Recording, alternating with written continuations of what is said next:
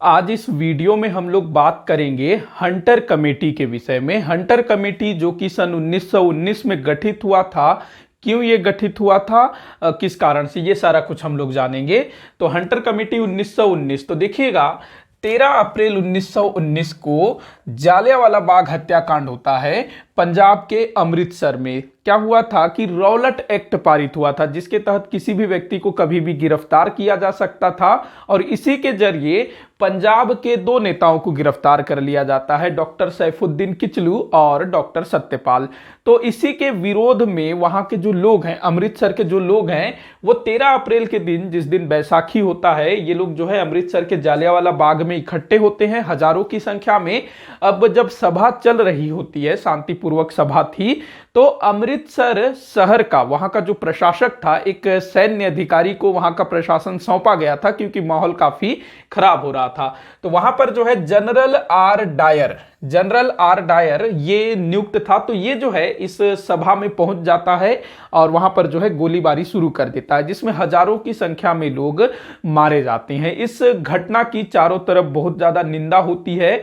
उस समय ना तात्कालिक तौर पे काफी सारे जो अंग्रेज अधिकारी हैं, बड़े बड़े अधिकारी, वो लोग भी इस घटना की निंदा करते हैं। जो भारत सचिव है मॉन्टेग्यू, उसने भी जो है इस घटना की शुरू में निंदा की, बाद में वो समर्थन करता है क्योंकि भाई सब अंग्रेज जो है एक ही थाली के चट्टे बट्टे। लेकिन शुरू में जैसे ही ये खबर सुनी, सब के सब शौक रह जाते हैं क्योंकि यहां पर मरने वालों की संख्या हजारों में थी। हालांकि ब्रिटिश सरकार ने लगभग 379 बताया मरने वालों की संख्या, लेकिन असल आंकड़े उससे कहीं ज्यादा थे। तो घटना हुई थी 13 अप्रैल 1919 और इसके लिए जो है जनरल आर डायर इसको जिम्मेदार ठहराया जा रहा था।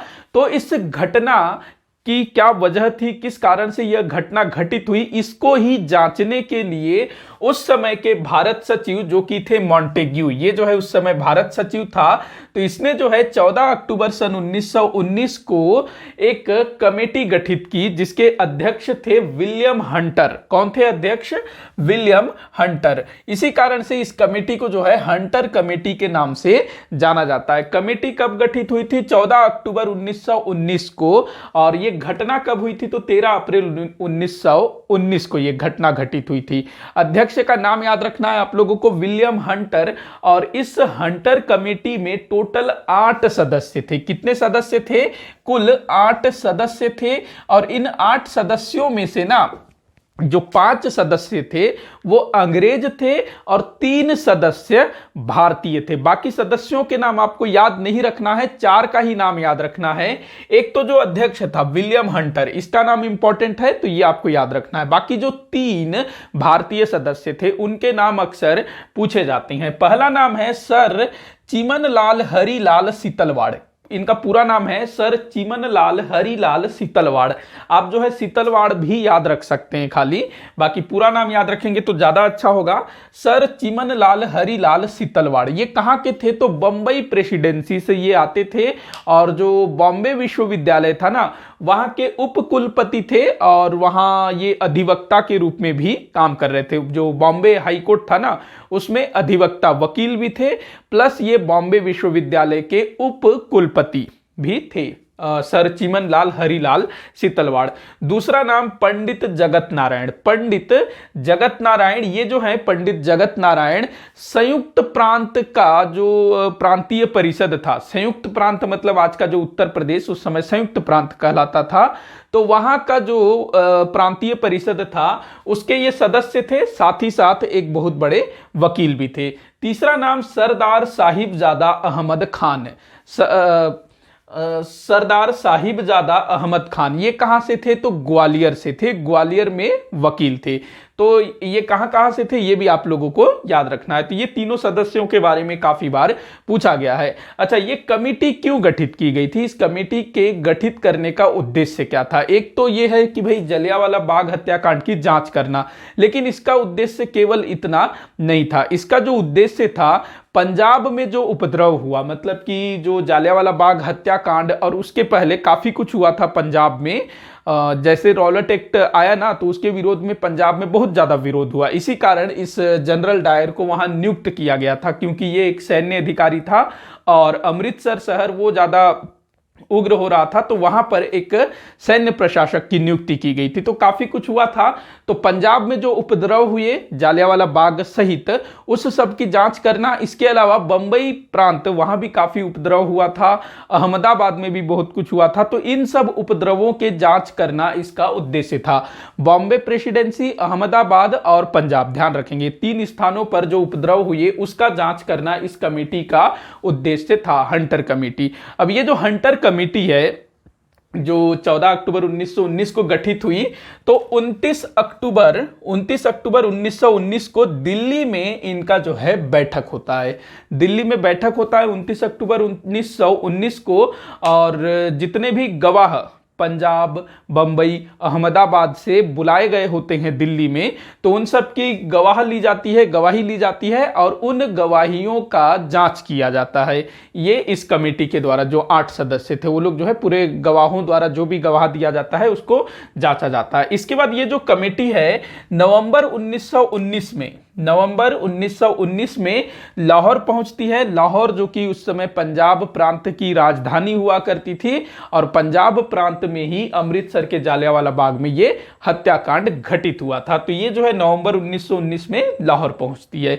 अब यहां पर लाहौर पहुंच करके जो जालियांवाला बाग हत्याकांड है उससे संबंधित जितने भी गवाह हैं उनको प्रस्तुत किया जाता है, उनकी गवाहियां सुनी जाती है। उसके बाद यहां पर इस कमेटी के सामने जनरल आर डायर को भी प्रस्तुत किया जाता है। अब यहां पर जो जनरल आर डायर है वो अपनी सफाई में काफी कुछ बोलता है कि मैंने जो है अपने ब्रिटिश साम्राज्य के हितों की सुरक्षा के लिए ही इस कार्य को किया है। वो बोलता है कि अगर मैं वहां उस दिन उस उग्र भीड़ पर गोलियां नहीं चलाता, उनको जो है ऐसे ही डरा धमका करके भगा देता, उस सभा को कैंसिल करवा देता, तो वो लोग जो है फिर से इकट्ठे होते और वो जो है हमको फिर से परेशान करते। तो ये हमारी एक तरह से हार होती और आगे चल करके वो पता नहीं क्या करते।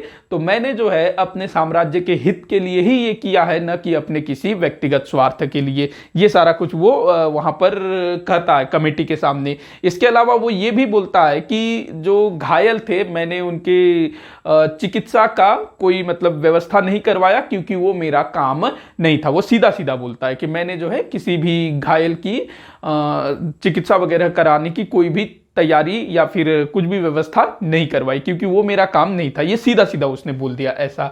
इसके अलावा काफी कुछ वो बोलता है कि मैंने अपने राष्ट्र के लिए किया, अपने महारानी के लिए किया। महारानी तो उस समय नहीं थी, मतलब अपने सम्राट के लिए किया, इस टाइप से। तो इससे जो है एक तरह से मतलब लीपापोती वाला ही काम हो रहा होता है इसमें। अब जो है ये जो कमेटी है इसमें जो भारतीय सदस्य होते हैं ये कुछ सवाल रखते हैं डायर के सामने कि ठीक है तुमने इस कार्य को किया, ये जो घटना है इसको तुमने अंजाम दिया ब्रिटिश साम्राज्य के हित से, लेकिन वहां पर इतनी बड़ी सभा इकट्ठी हुई, तुमको जो है पहले जब, क्योंकि उस दिन जो है सारे जो सभा वगैरह होते थे, जितने भी सभा होनी थी उन सबको कैंसिल किया गया था। तो ये जो भारतीय सदस्य थे ये लोग कहते हैं कि भाई तुमको जो है सभाओं को कैंसिल करने का प्रचार प्रसार अच्छे से करना चाहिए था, पत्र पत्रिकाओं में इसको जो है सूचित किया जाना चाहिए था। इसके अलावा ये भारतीय सदस्य बोलते हैं कि तुमसे हुआ ठीक है, जो तुमने किया ठीक है, उस समय के हिसाब से किया, लेकिन उसके बाद तुमको जो है घायलों की कम से कम चिकित्सा करनी चाहिए थी। ये भारतीय सदस्यों का कहना था। अब यहां पर जितने भारतीय सदस्य थे ना, ये ऐसा नहीं है कि ये कोई राष्ट्रवादी थे, ये सब के सब जो है अंग्रेजों के पिट्ठू थे, इसीलिए ये इतने बड़े बड़े पद पर बैठे हुए थे। तो इनका नाम जो है और कहीं सुनने को नहीं मिलता है, लेकिन भारतीय सदस्य थे इसीलिए पूछा जाता है। तो इस कमेटी ने मार्च 1920 में अपनी अंतिम रिपोर्ट प्रस्तुत की। ये जो हंटर कमेटी है मार्च 1920 में अपनी रिपोर्ट प्रस्तुत करती है, और इसने जो रिपोर्ट प्रस्तुत की उसमें जो भी सुझाव वगैरह दिए थे, तो उसमें ना किसी प्रकार का कोई दंड का अनुशंसा नहीं किया गया था। मतलब कि इस कमेटी की रिपोर्ट में यह नहीं बोला गया था कि इस घटना के पीछे जो भी व्यक्ति दोषी है उसको जो है कठोर का सजा दिया जाए, ऐसा इसने जो है सिफारिश नहीं की थी। क्योंकि ना जो जनरल आर डायर है, शुरू में तो कुछ बड़े बड़े लोगों ने निंदा की इसके काम की, क्योंकि इतने सारे लोग मारे गए थे एक ही दिन में, तो बहुत बड़ी घटना थी। मॉन्टेग्यू जो भारत सचिव था उसने भी इस निंदा की थी तुरंत। लेकिन जो पंजाब का जो गवर्नर था ना, माइकल ओडायर, उसने तो भाई सीधे सीधे बोला कि तुम्हारा काम जो है ठीक है, गवर्नर इसको स्वीकार करता है। मतलब उसने जो है इसके काम की सराहना की थी और उसको स्वीकार भी किया था। इसके अलावा धीरे धीरे जो बड़े बड़े पद पे जो बैठे हुए लोग होते हैं ना, वो सब फिर इसका सपोर्ट करना शुरू कर देते हैं जनरल आर डायर का। तो ये जो कमेटी है ये भी उन्हीं सब के दबाव में होती है, तो कहीं पर कोई भी सजा वगैरह का सुझाव नहीं देती है। अच्छा, अब देखिएगा, जो ब्रिटिश सरकार होती है ना, वो क्या करती है, इस कमेटी के अंतिम रिपोर्ट प्रस्तुत करने के पहले ही एक अधिनियम पारित करती है अपने लोगों को बचाने के लिए। उस अधिनियम का नाम था क्षतिपूर्ति अधिनियम। अंग्रेजी में इसको बोलेंगे इंडेमिनिटी बिल। इंडेमिनिटी बिल अंग्रेजी में, हिंदी में क्षतिपूर्ति अधिनियम। ये ना इसके पहले आया था, जो अंतिम रिपोर्ट प्रस्तुत किया गया उसके पहले ब्रिटिश सरकार द्वारा इस अधिनियम को लाया गया, ताकि जो भी दोषी हैं उनको बचाया जा सके। अब यहां पर जो पंजाब का जो गवर्नर होता है, जिसने जनरल आर डायर के कार्य को स्वीकार किया था, भाई जो गवर्नर है, देखो पंजाब जो प्रांत है उसी के अंदर अमृतसर आता था। मतलब जो आर डायर है, जनरल आर डायर, ये जो है अमृतसर का प्रशासक था, और इसका जो हेड था वो कौन था, पंजाब का गवर्नर, मतलब माइकल ओ डायर। दोनों का नाम थोड़ा थोड़ा सा मिलता जुलता है, तो काफी सारे बच्चे कंफ्यूज होते हैं। ये Michael O Dyer, Michael O Dyer ये गवर्नर था, माइकल ओ डायर। ये आर डायर है, जनरल आर डायर।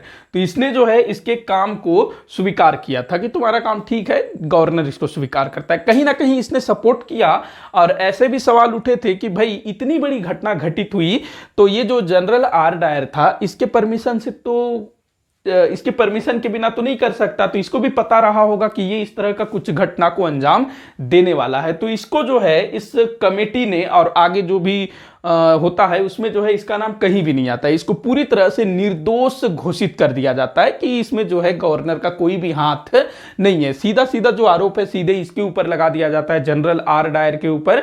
और फिर ये वाला अधिनियम लाया जाता है, क्षतिपूर्ति अधिनियम।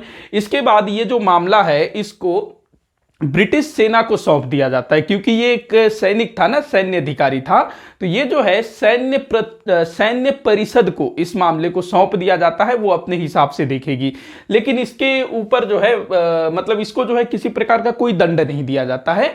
केवल इतना किया जाता है कि इसको इसके पद से हटा दिया जाता है, और इसको जो है भारत से इंग्लैंड भेज दिया जाता है, जहां पर इसको बाकायदा पेंशन दिया जाता है। इसके अलावा ब्रिटेन के जो समाचार पत्र होते हैं, वो लोग अपनी पत्रिकाओं में जनरल आर डायर को ब्रिटिश साम्राज्य का रक्षक, ब्रिटिश साम्राज्य का शेर, यहां तक कि ब्रिटिश सरकार द्वारा इसको मान की तलवार की उपाधि दी जाती है। मतलब कि वहां के पत्रिकाओं में इसको जो है एक तरह से हीरो दिखाया जाता है कि इसने जो है ब्रिटिश साम्राज्य के हित में इतना बड़ा काम किया। वहां के जो लोग थे वो ब्रिटिश साम्राज्य के खिलाफ थे, तो उनका इसने दमन किया। तो एक तरह से इसको जो है हीरो की तरह स्वागत किया जाता है।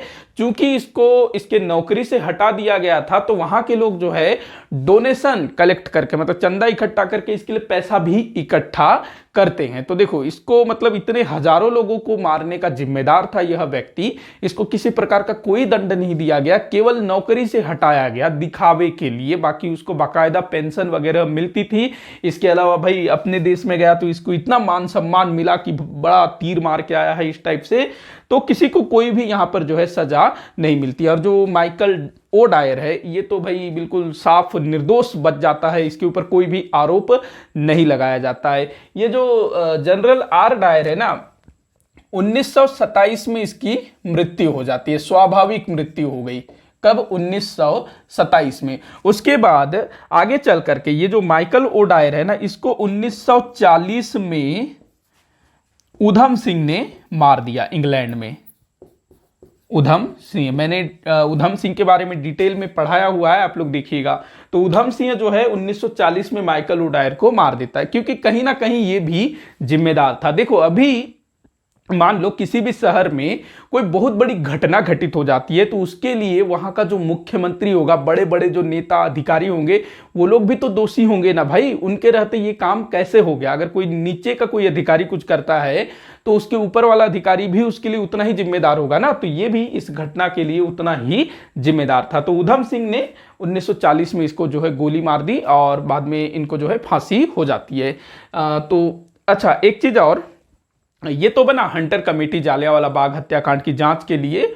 इसके अलावा जो भारतीय राष्ट्रीय कांग्रेस होती है ना, वो भी अपने स्तर पर एक जांच कमेटी गठित करती है, क्योंकि यहां पर तो इनके द्वारा केवल लीपापोती किया गया, जो भी दोषी थे उनको साफ बरी कर दिया गया, दिखावा किया गया। तो भारतीय राष्ट्रीय कांग्रेस द्वारा मदन मोहन मालवीय जी की अध्यक्षता में एक जांच कमेटी गठित की जाती है, जिसमें मदन मोहन मालवीय जी अध्यक्ष थे। इनके अलावा मोतीलाल नेहरू, महात्मा गांधी, चित्तरंजन दास, तैयब जी, ये सब जो हैं इसके सदस्य होते हैं। और इस कमेटी के द्वारा जांच किया जाता है, तो ये अपना रिपोर्ट पेश करता है। हालांकि इनके रिपोर्ट का कोई वैल्यू नहीं होता है ब्रिटिश सरकार के समक्ष, बस ये लोग जांच वगैरह करते हैं, जिसमें बताते हैं कि हजारों की संख्या में लोग यहां मरे थे। और ब्रिटिश सरकार से अनुरोध किया जाता है कि जो भी दोषी हैं उनको कठोर से कठोर दंड दिया जाए। लेकिन भाई उस समय कांग्रेस की कहां सरकार सुनती थी। तो ये था भाई